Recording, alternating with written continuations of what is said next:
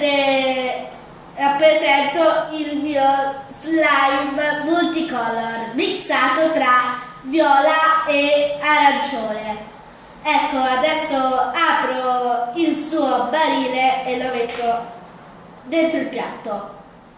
Prendo la cannuccia perché provo a farci una bolla.